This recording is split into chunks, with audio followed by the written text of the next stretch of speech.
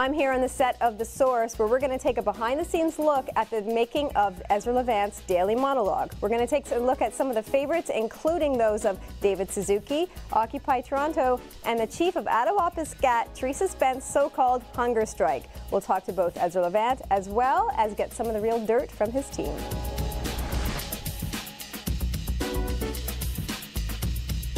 So Ezra, we're here to talk about your monologues. Now, you've inspired a lot of people. You've uncovered some very interesting stories, and all through your monologues.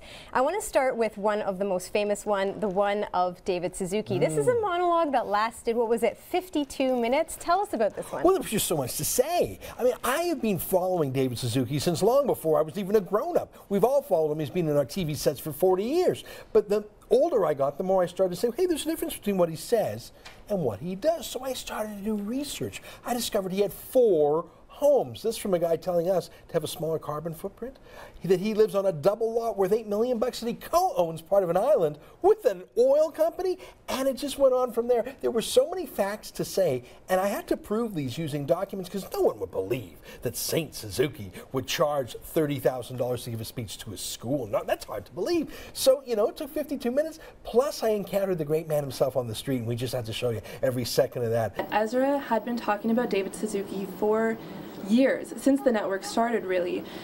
We've picked apart different parts of Suzuki. This was finally Ezra's chance to meet Suzuki, and he ran from him. Are you running away from me?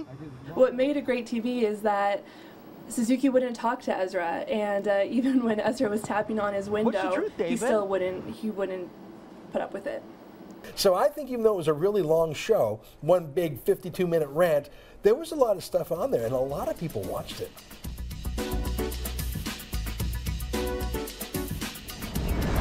You have gone out into the field. In fact, for Occupy Toronto, you actually went into someone's tent. Tell us what went into the making of that monologue. Well, every single day I came into work, I went past the Occupy Toronto tent city, and for the first few days, there were a lot of people there. I mean, it was sort of a party, and the weather was warm, and there was free stuff.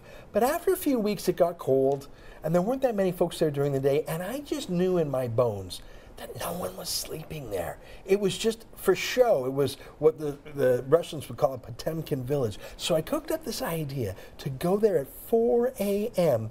with a heat-sensing infrared camera and prove those cold tents were empty. The organizers were staying in a hotel. And so we met a block away, 4 a.m., and we went there tent after tent.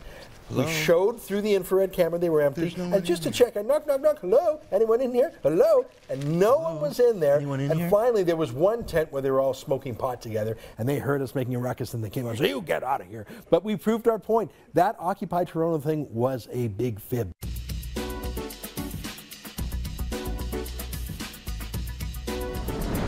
Then there was Teresa Spence, chief of the Attawapiskat Indian Band, and her so-called hunger strike.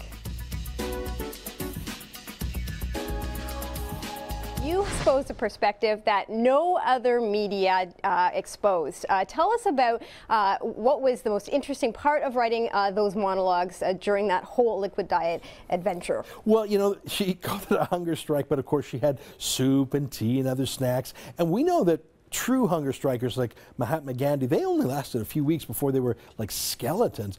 But Chief Spence, I mean, listen, I wouldn't remark on her figure other than the fact that she claimed she was on a hunger strike, and we know what people on a hunger strike look like. So that sort of tipped me off that she was maybe a fibber too, because you don't go on a 6-week hunger strike and maintain the kind of girth that I have. I mean, it just wasn't believable. So I started looking into the kind of things that she had actually done on her reserve. Up in Attawapiskat, for example, in the middle of the so-called housing crisis, to spend $90,000 on a new Zamboni. They already had a Zamboni, but they wanted an extra new one, 90 grand, in the middle of a housing crisis, that you're blaming Ottawa, you're out of money, but you have 90 grand to spend on a Zamboni. And I just went case after case of all the money, and then I started looking, well, hey, where'd all this money go? You bought real estate, you got houses, where? I mean, they wouldn't even keep track of where, in Florida maybe? And the more I dug, the more I found out that she was a scammer.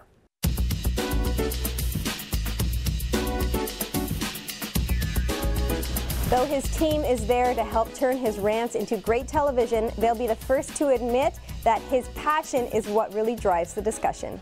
We work with Ezra on the show, very closely, but on the monologue specifically, we really rely on his editorial judgment and ideological compass to really think of the content of his monologues, and also the best monologues, in our opinion, are the ones where are based on issues that he really cares about, and generally, I think the viewers also agree. Imagine what the media party might find if they just asked a few basic questions of Teresa. No, not about her snacking, but about, well, where all the money going? There is nobody. They are the 1%, not even 1%. Right. If it was 1%, there'd be 50,000 people down there in Toronto. I dared to bring one again, and things really hit the fan. One of the left-wing charities that was subsidizing this stunt, called the Ivy Foundation, became so worried.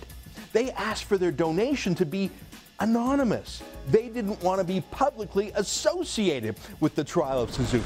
Well, we've learned a lot about the making of Ezra Levant's monologue. That's just one behind-the-scenes look at Sun News Network.